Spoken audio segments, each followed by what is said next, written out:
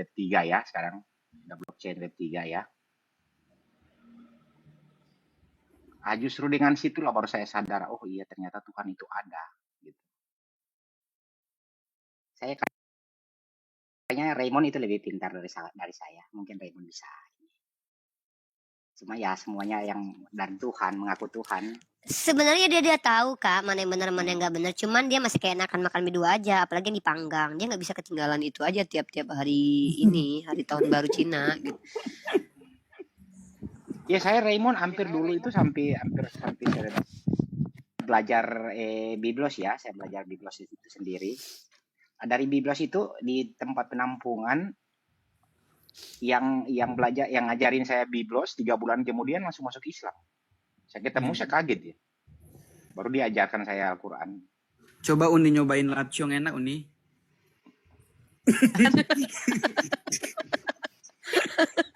Halo, selamat malam Uni, selamat malam semuanya. Oke Uni, makasih Ya, banyak. selamat malam. Makasih Bang. Oke Raymond, sehat selalu dekku ya. Jangan bosan berkunjung ke rumah Uni. Jangan lupa ya untuk mencerdas. Ya malam. Raymond boleh turun, boleh standby. Oke. Ya Willy, selamat malam. Bentar dulu dong, sabar. Kenalan dulu atuh. Selamat malam Uni. Santai dong. Ya. Ya Willy, selamat malam. Perkenalkan diri Anda. Silakan. Iya, aku ini dari Kristen Uni. Aku ada pertanyaan ini menyangkut Al-Quran itu sendiri. Silakan pertanyaan pertama. Nanti tunggu dulu, saya sapa dulu nih. Anak Yesus, anak kandung, anak angkat, anak tiri, sister. Anak-anakan. Oh, anak-anakan. Oke. Ya Willy, pertanyaannya apa terkait Al-Quran? Oke Uni, aku lanjutkan ya yang tadi. Apakah nih Islam mengenal yang namanya reinkarnasi? Adakah ayat-ayat reinkarnasi di Al-Quran itu sendiri? Terima kasih. Reinkarnasi ini kehidupan yang berputar tanpa berhenti-henti ya. Beda inkarnasi dengan reinkarnasi ya. Kamu paham nggak? Ada perbedaan antara inkarnasi dan reinkarnasi. Gimana Uni? Inkarnasi dan reinkarnasi itu kan berbeda. Kamu tahu kan perbedaannya antara inkarnasi dan reinkarnasi?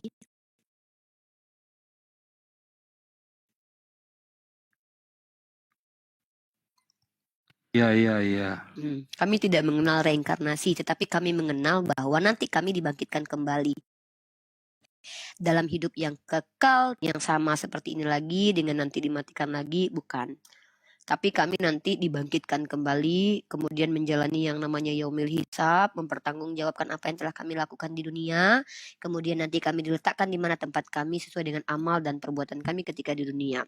Yang ahli neraka masuk neraka, yang ahli surga masuk surga, dan itu kekal. Ada yang kekal, ada yang dari neraka. Kalau umatnya Nabi Muhammad, ketika dia di neraka dan dosanya telah terhapuskan, semua kejahatan dia sudah ini, dia akan berakhir di surga. Wallahu a'lam bishawab. Iya Yuni, tapi bagaimana dengan ayat-ayat reinkarnasi itu sendiri yang ada di dalam Al-Quran nih? Yang mana? Seperti di surat Yunus 4 ayat 34, surat Al-Baqarah ayat 28. Satu-satu dong. Surat Yunus 4 dan 34. Kamu tuh kayaknya jauhin deh mic-nya. Aku nggak nyaman tahu dengar suara kamu yang kayak gitu, seolah-olah tuh kayak ditelan mic-nya. Coba biasa aja. Oke, kalau begini boleh ini. Iya. Oke. Biar enak kita diskusinya. Surat Yunus 4 ayat 34. Surat Yunus 4.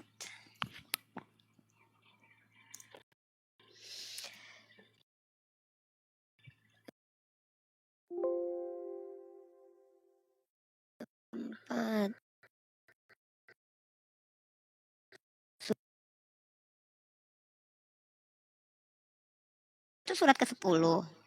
Surat Yunus ayat ke-44. Ayat 34. Surat Yunus 4 ke-44 ayat keberapa? Nggak ada surat Yunus 4. Surat Yunus 4 ayat 34 dari surat Yunus. Tidak ada surat Yunus 4. Surat Yunus cuma 1. Dari surat Yunus dalam Al-Quran berbunyi. Iya, surat Yunus itu cuma 1. Surat Yunus, surat ke-10. Ayat berapa? Di sini dikatakan di surat Aduh, Yunus bentar 4 dulu. Iya, ayat di surat 34. nggak ada surat Yunus 4, adanya surat Yunus. Surat Yunus Emangnya 4 Bible 1 Korintus 2 Samuel Samuel 1 Korintus nggak ada kayak gitu. Oh Yang ada tuh iya, surat Yunus. surat Ayat keberapa? Yunus 4 Yuni. Surat Yunus ayat ke Surat Yunus ayat keempat. Astagfirullahaladzim. Hanya kepadanya lah kamu semuanya akan kembali sebagai janji yang benar daripada Allah. Sesungguhnya Allah menciptakan makhluk pada permulaannya, kemudian mengulanginya, menghidupkan kembali sesudah berbangkit, dan dia memberi pembalasan pada orang yang beriman, dan dia mengerjakan amal soleh dengan adil. Seperti penjelasan saya kan. Reinkarnasi kan kehidupan berulang-berulang tanda putus-putus, nggak putus-putus. Dia ini kan nggak tidak ketika nanti sudah dibangkitkan tidak ada kematian lagi. Kan saya sudah jelaskan reinkarnasi ke kamu sepemahaman saya. Reinkarnasi itu kan bukannya sekedar bangkit, tapi nanti bangkit mati lagi, bangkit mati lagi, bangkit mati lagi, nggak putus-putus. Inkarnasi ada penjelmaan tuh, itu beda tuh. Di sini kan sudah saya jelaskan, kami tidak mengenal itu. Kalau reinkarnasi itu definisinya berkesinambungan terus. Yang kami kenal adalah ketika kami hidup hari ini, kami akan dibangkitkan kembali. Dan kebangkitan itu tuh kebangkitan yang tidak ada lagi nanti kematian dan bangkit kembali mati. Nggak ada. Kan saya sudah jelaskan sama kamu. Dan sesuai dengan ayat ini kan. Gimana sih kamu, Willy? Oke, Uni. Jadi di Islam sendiri tidak mengenal yang namanya reinkarnasi ya, Uni. Ya makanya saya mau tahu reinkarnasi itu definisinya apa menurut kamu? Kalau di berbangkit, kami percaya hari berbangkit. Coba reinkarnasi itu KBBI-nya apa? Coba maknanya apa? Coba, Reinkarnasi sepengetahuan aku itu kehidupan kembali. penjelmaan penitisan kembali makhluk yang telah mati. Berapa kali? Cuma sekali aja, masih disebut reinkarnasi. Kalau definisi reinkarnasi artinya adalah bangkitnya, ya bangkitnya bukan penjelmaan loh ya, beda loh. Bangkit dengan penjelmaan itu beda. Contoh, saya manusia, ketika saya dilahirkan kembali saya jadi keong, itu namanya reinkarnasi. Kalau bangkit, saya bangkit, si Rifa ini bangkit lagi. Sebagaimana saya, beda pemahaman reinkarnasi. Kalau yang agama-agama di luar agama samawi itu. Contoh nih, kamu hari ini di tahun di abad di dimensi ini kamu jadi manusia karena kelakuanmu jelek, kamu dijelmakan lagi, kamu itu menjelma jadi keong racun. Itu namanya reinkarnasi. Kalau kami ya kami ini yang bangkit. Yang saya mati ini bangkit kembali dan akan dihakimi dan akan kekal selama-lamanya, nggak ada kematian lagi. Gitu. Oke, Uni. Jadi Nggak di bisa Islam pakai sendiri terminologinya. tidak mengenal yang namanya reinkarnasi ya. Saya nggak mau sebut itu reinkarnasi. Reinkarnasi itu luas maknanya, yaitu kebangkitan penjewantahan manusia kembali dalam rupa yang bisa jadi berbeda yang tak berhenti-henti. Sementara kami mengenal hari berbangkit, hari kebangkitan itu. Hari saya nggak mau mengganti diksi Al-Quran saya. Yang kami imani adalah hari kebangkitan begitu. Oke lah itu Uni. Begitu saja pertanyaan aku. Terima kasih Uni. Selamat malam. Ya, Willy, selamat malam. Mana anak-anak Yesus tadi mana? Anak-anak Yesus tadi mana? Sorry ya anak-anak Yesus. Tadi tuh kamu udah di sini tapi kamu turun. Sayang banget. Ya, Willy kalau ada pertanyaan silakan dilanjut. Saya naikin lagi yang mau bertanya.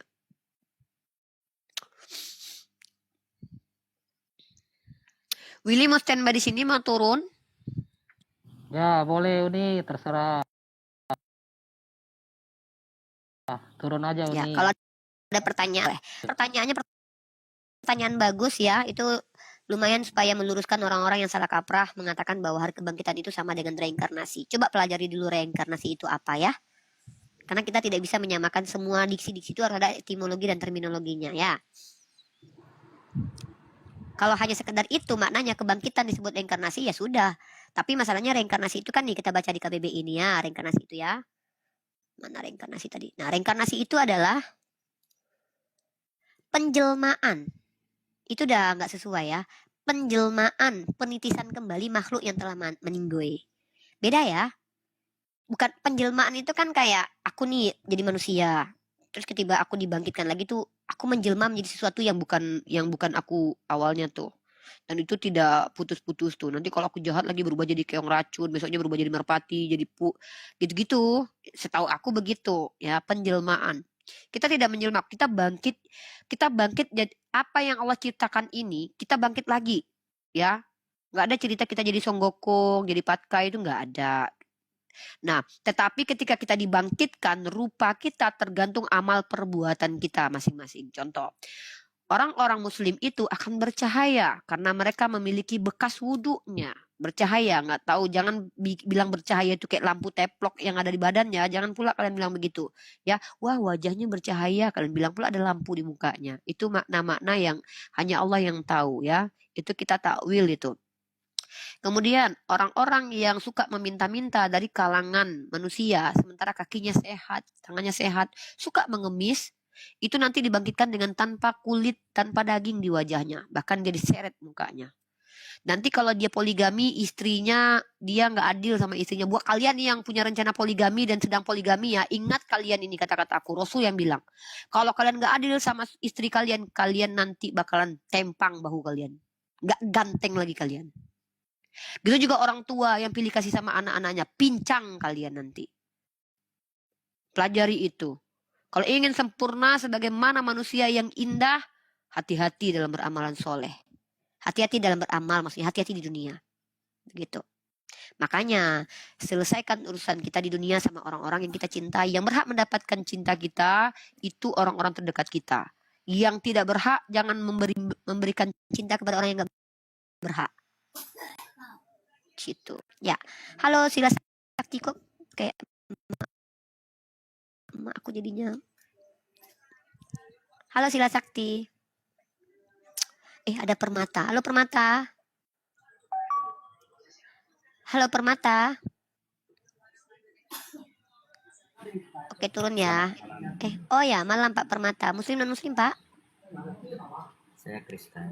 Oke, selamat datang Pak Permata di roomnya saya. Saya seorang muslimah. Di mute dulu Pak, ada noise Pak. Di room ini umat Kristen bertanya tentang agama Islam ke saya dan saya jawab semampu saya. Kalian boleh bertanya apa saja, tapi saya berhak untuk tidak menjawab apa saja. Karena saya tidak boleh menjawab sesuatu yang saya tidak ketahui. Itu namanya saya sok tahu. Yang saya pahami, yang saya tahu, itu akan saya coba untuk jawab. Silakan Pak Permata, ada yang ditanyakan tentang Islam Pak?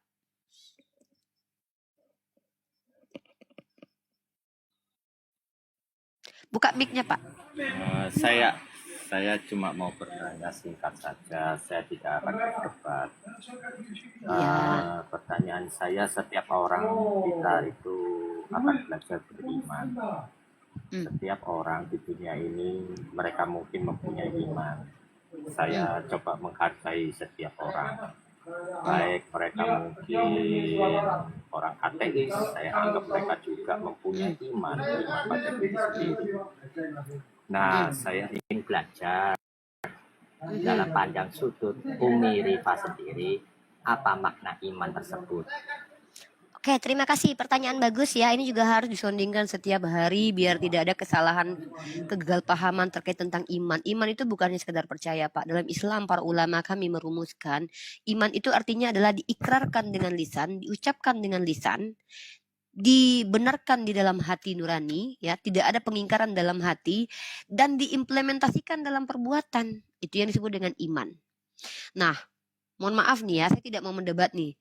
Saya sebagai orang beriman diperintahkan untuk menjadi wanita muslimah yang beramar ma'ruf nahi mungkar. Saya harus implementasikan itu. Maka implementasi saya Pak, tidak ada toleransi Pak dalam ranah akidah. Ketika ada orang yang berkata ke hadapan saya bahwa agama saya benar, saya nggak bisa katakan itu benar karena saya beriman kepada agama saya. Justru kalau saya katakan orang lain juga benar agamanya, artinya saya dusta. Saya bilang saya beriman kepada Islam. Di Islam dikatakan inna dinna indallahi Islam. Agama yang diridhoi di sisi Allah hanyalah Islam. Tiba-tiba saya bilang, saya juga percaya agama itu juga beriman. Artinya saya hipokrit, munafik. Munafik itu menafikan apa yang kita katakan. Aku beriman kepadamu ya Allah. Saya percaya kepada kata-kata Allah. Tiba-tiba saya bilang agama lain itu juga agama yang benar. Oh, mereka juga punya iman. Itu namanya saya pendusta. Mendustai diri saya dan mendustai Tuhan saya. Gitu Pak. Jadi iman itu harus diimplementasikan. Saya hadir di ruang publik ini, implementasi iman saya. Apa dasarnya? Bismillahirrahmanirrahim. Ud'u ila sabili rabbika bil hikmah. Sampaikan dengan cara hikmah. Nah, apalagi yang saya implementasi ini kan dasarnya apa? Sampaikan dari kuala satu ayat. Lalu apalagi kami diizinkan bermusyawarah. Artinya ketika kita mengajukan argumentasi, yang kita harapkan itu adalah bantahan. Ketika kita membantah, yang kita sajikan adalah data. Apakah itu melanggar akidah kami umat Islam? Tidak, karena para nabi dulu juga sering berdiskusi. Contoh, Yesus itu dengan murid-muridnya berdiskusi. Nabi Muhammad dengan pemuka Quraisy juga berdiskusi. Tanya jawab. Bedanya nabi mereka itu konsisten emosinya. Saya kadang punya tanduk, Pak. Tergantung siapa yang nanya. Kalau yang nanya penghujat, biasanya Pak, tanduk saya keluar, Pak. Paku saya kecabut, Pak. Cing. Saya manusia biasa. Saya punya marah. Saya punya kesel. Kalau nabi saya dihujat, Pak, maaf, Pak, saya tidak terima. Jadi saya kadang-kadang keras, Pak. Tapi kerasnya saya itu saya tempatkan pada tempatnya. Nggak ada tuh Bapak baik-baik gini saya marah-marah. Nggak bisa. Gitu, Pak. Maklum lah, Pak, mak 37 umur saya, Pak. Agak marah-marah sedikit biasa itu. Ya, Pak, silakan. Oke, terima kasih. Tadi kan saya sudah sampaikan saya tidak akan mendebat sama sekali. Jangan didebat, Pak. Saya hanya Kalah mau Bapak melihat nanti. Baiklah. Yang kedua saya bertanya, jika Siap. yang Maha Kuasa, kita mempercayai bahwa yang Maha Kuasa adalah penuh kasih. Nah, bagaimana cara Umi menerapkan tentang kasih itu dalam kehidupan Umi sendiri? Siap, Silakan. mantap, keren banget. Islam itu bukan agama yang ngaku-ngaku kasih. Karena Islam itu klaimnya rahmatan lil alamin, Pak. Jadi implementasinya apa? Adil. Bukan mengasihi penjahat terus namparin orang baik, bukan. Tapi kepada penjahat mereka dapat hukuman. Nggak bisa, Pak, dalam Islam itu dikatakan kasih ketika mengasihi penjahat, Pak. Islam itu agama yang berpihak kepada kebenaran. Korban itu akan mendapatkan apa yang harus dia dapatkan. Penjahat akan dapat apa yang dia lakukan. Ketika penjahat dikasihi, korban diabaikan. Ini namanya adil kepada penjahat, tapi tidak adil kepada korban. Dalam Islam itu apa implementasi kasih? Adil. Maka mana dasarnya? Nih. Adil itu lawan dari zalim. Ya.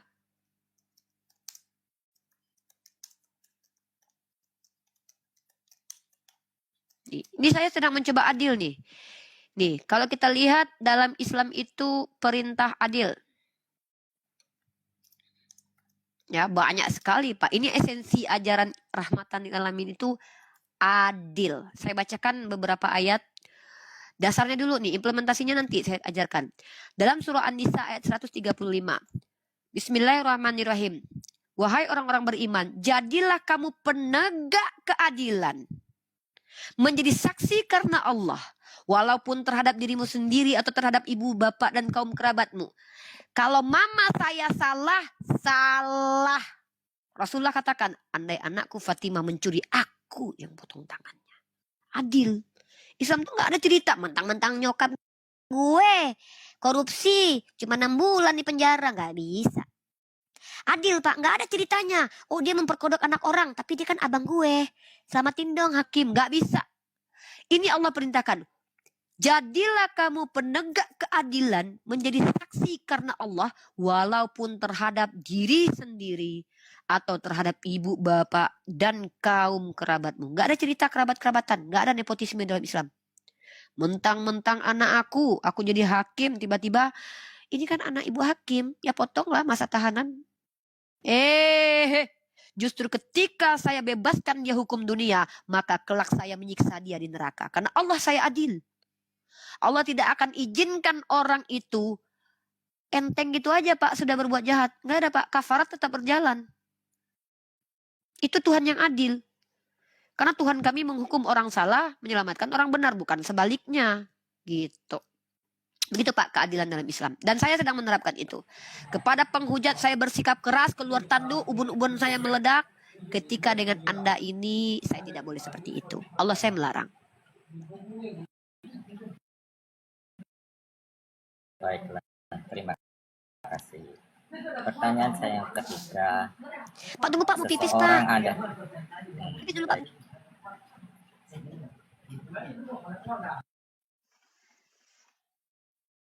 Keren banget pertanyaannya Bapak. Akhirnya kita dapat edukasi, Pak.